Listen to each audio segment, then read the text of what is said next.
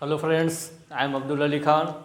एक बार फिर से आप सभी लोगों का स्वागत है आपके अपने चैनल पे द इनोवेटिव क्लासेस अड्डा में।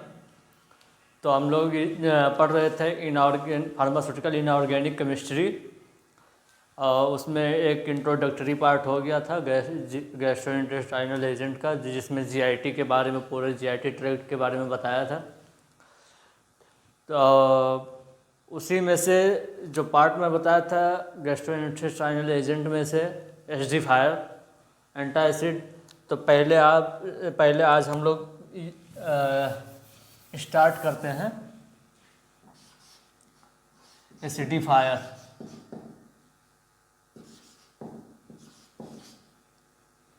या एसिडिफाइंग एजेंट।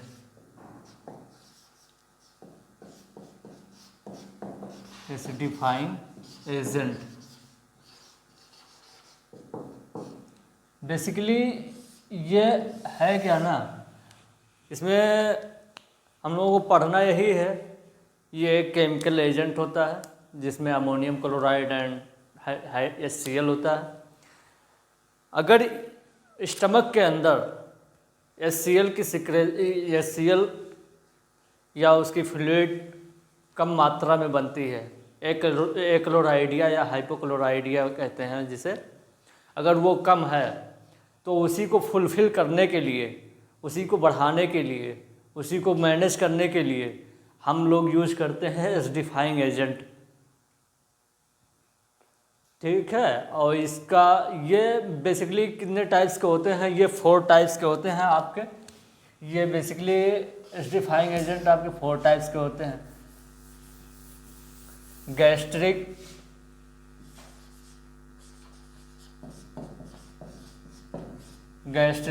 जिसमें आपका स्टमक के अंदर जो HCl है, मतलब जितनी मात्रा में चाहिए HCl स्टमक के अंदर, उतनी मात्रा में होता नहीं। अगर उसमें कम हो गया, अपोक्लोराइडिया हो गया, इसमें क्या हो गया? क्लोराइडिया या हाइपोक्लोराइडिया। हाइपो मतलब कम।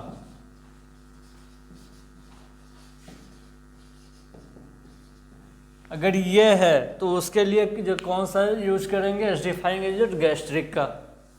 और एक और होता है इसी में, इसमें 4 होते हैं ना। एक ये हो गया गैस्ट्रिक का, एक हो गया आपका यूरिनरी एसिडिफायर, दूसरा क्या है? Urinary acidifier.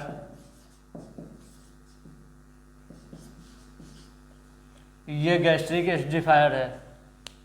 यूरिनरी एसिडिफायर में क्या होता है? जो यूरिन के pH का लेवल होता है उसको मैनेज करने के लिए यूरिनरी एसिडिफायर दिया जाता है। उसमें अगर उसके pH में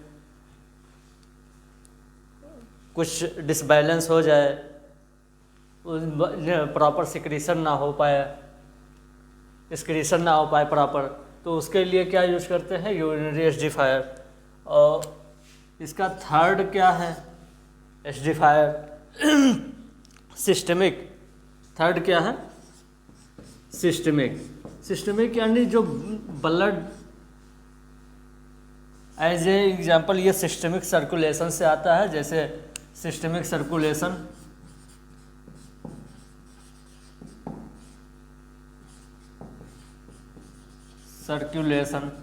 इसमें आपका मैक्सिमम मात्रा में आता है ब्लड की बात करेंगे आप। इसमें आप किसकी बात करेंगे? ब्लड की। अगर उसके अंदर ब्लड में उसका pH, ये सब चीज़ें उसमें अगर कम हैं तो उसके लिए हम कौन सा एसिडिफायर यूज करेंगे? सिस्टमिक का। और एक और आता है एसिड। एक क्या है? एसिड। इससे इसके नाम से ही पता चल रहा है कि ये एसिड है। जैसे कि आप HCl जो है और अमोनियम क्लोराइड है, ये सारी चीज़ें हैं। तो ये तो हो गए एसिडिफाइंग एजेंट। आपके ये कितने टाइप्स के होते हैं? 4 टाइप्स के ये होते हैं। और इसमें हम लोगों को पढ़ना क्या है, जो आपके सिलेबस में दिया क्या क्या है, 2 चीज़ें दी हैं, अमोनियम क्लोराइड, अमोनियम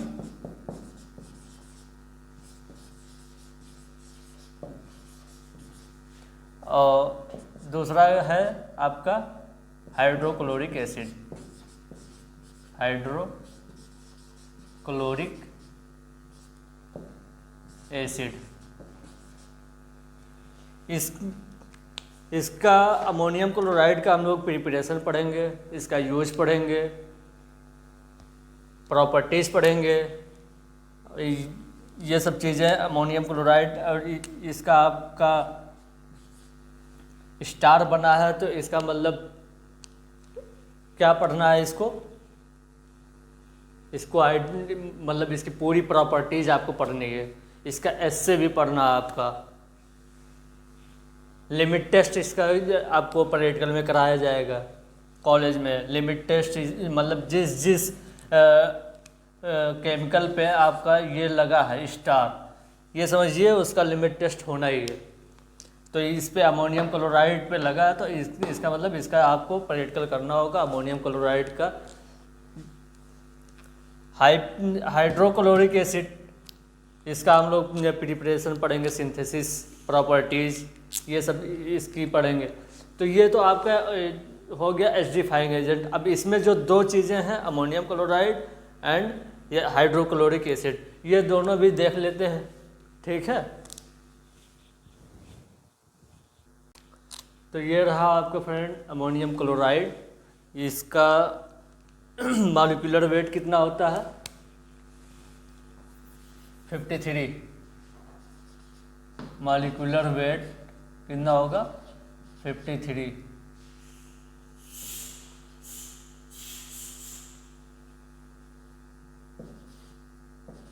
ग्राम पर मोल। और इसका मॉलिक्यूलर फार्मूला क्या होगा? मॉलिक्यूलर फार्मूला होगा इसका NH4Cl। इसका क्या होगा molecular formula? NH4Cl। Molecular weight है 53। अब इसका प्रिपरेशन कैसे कैसे कर सकते हैं हम, कितने मेथड से? तो यहाँ पे हम लोग 2 ही मेथड पढ़ रहे हैं। पहला है अमोनिया एंड HCl, इसका रिएक्शन करवाएंगे, क्या बनेगा? ये क्या है? Ammonia hydrochloric acid, hydrochloric acid. तो ये क्या बनेगा? Ammonium chloride, ammonium chloride. अभी ये तो बन गया आपका नॉर्मल से एक छोटी सी रिएक्शन पे अमोनिया एंड HCl लेने पे क्या बना? अमोनियम क्लोराइड, ठीक है। और इसका साइनोनिम्स क्या होता है? इसका साइनोनिम्स मतलब एक और नेम होता है इसका। साइनोनिम्स मतलब इसी से मिलता है। अमोनियम म्यूरिएट क्या होगा? Ammonium muriate. अब यहाँ पे इसमें इसकी प्रिपरेशन में सेकंड देख लेते हैं। सोडियम क्लोराइड है, क्या है? Sodium chloride.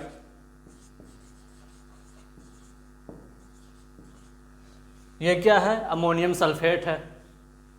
ये क्या है?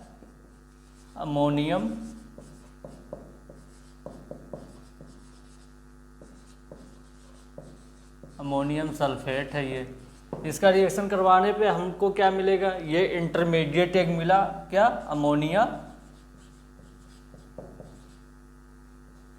Ammonia and hydrochloric acid.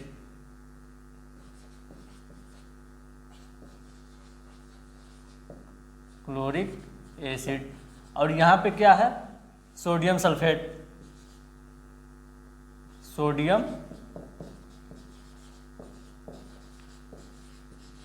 Sulphate.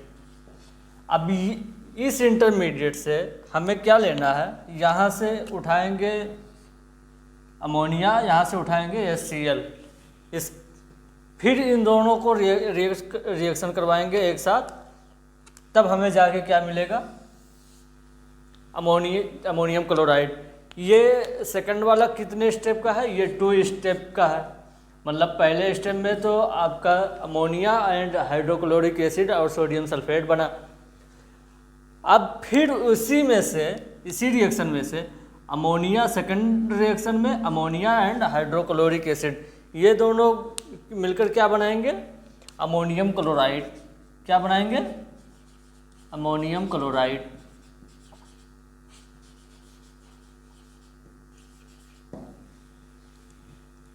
ये कितने सेकंड वाला कि 2 स्टेप में 2 स्टेप रिएक्शन है और फर्स्ट वाला 1 स्टेप रिएक्शन है ये। और इसकी प्रॉपर्टीज़ क्या होती है, ये क्रिस्टलाइन होती है, वाटर सॉल्युबल, वाटर इनसॉल्युबल होती है, हाइग्रोस्कोपिक नेचर में भी होती है, मतलब ये मॉइस्चर, एटमॉस्फेयर से मॉइस्चर एब्जॉर्ब कर लेती है। ये है इसकी प्रॉपर्टीज़। और इसका यूज क्या है, इसका यूज यही है कि आपके मतलब फ्लूइड, गैस्ट्रिक स्टमक में अगर आपको इसकी फ्लूइड की कमी रही तो इसके लिए क्या इसको दिया जाता है,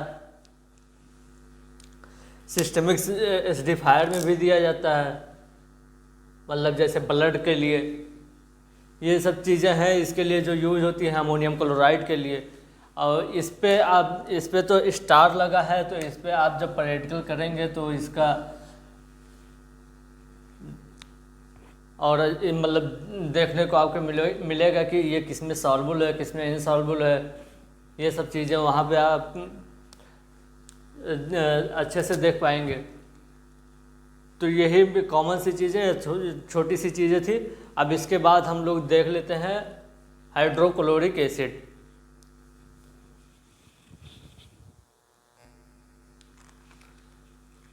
तो फ्रेंड्स हम लोग देख चुके हैं अमोनियम क्लोराइड। अब सेकंड इसका क्या है, एसिडिफायर में हाइड्रोक्लोरिक एसिड। हाइड्रोक्लोरिक एसिड का क्या आपका होता है मॉलिक्यूलर फार्मूला, HCl, एंड इसका मॉलिक्यूलर वेट कितना होगा आपका 36। मॉलिक्यूलर वेट कितना होगा 36.4।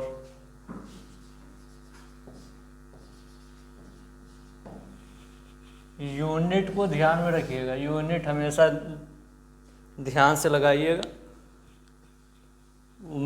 अगर वो यूनिट आप गलत कर दिए तो फिर पूरी क्वेश्चन गलत है आपके लिए। और इसका साइनोनिम्स क्या होगा,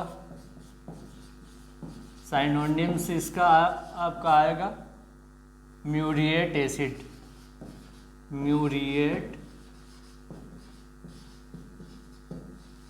एसिड, ठीक है। इसका साइनोनिम्स क्या आएगा, म्यूरिएट एसिड। अब देख लेते हैं इसका प्रिपरेशन। इसके प्रिपरेशन में क्या क्या चीज़ें हैं, हमें बनाना क्या है, हाइड्रोक्लोरिक एसिड। तो हाइड्रोक्लोरिक एसिड बनाने के लिए हम क्या क्या लेंगे ये देखना पड़ेगा कि किस मेथड से आप बना सकते हैं, क्या लेना पड़ेगा मुझे, ठीक है। तो चलिए आगे ये देख लेते हैं क्या ले लें, सोडियम क्लोराइड यानी Cl प्लस क्या वाटर। अब इसको रिएक्ट करवाएंगे तो क्या बनेगा आपका, यानी OH sodium hydroxide plus HCl।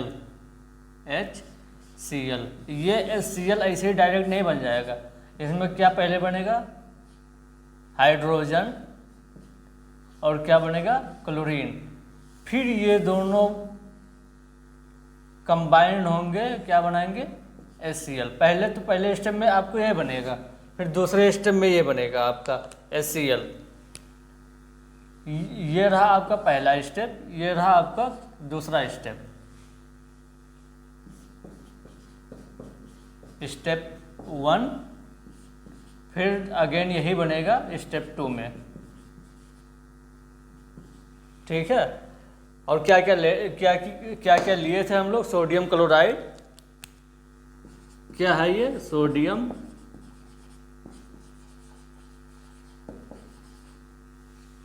Chloride है। ये तो आपको पता ही है, H2O वाटर। क्या बना? Sodium hydroxide.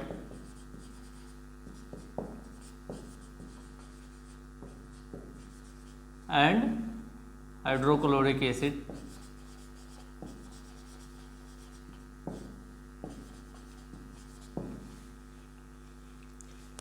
ये आपका प्रिपरेशन हो गया, सिंथेसिस जिसे कहते हैं। क्या बना? Hydrochloric acid. ये इसकी प्रॉपर्टीज क्या होती है?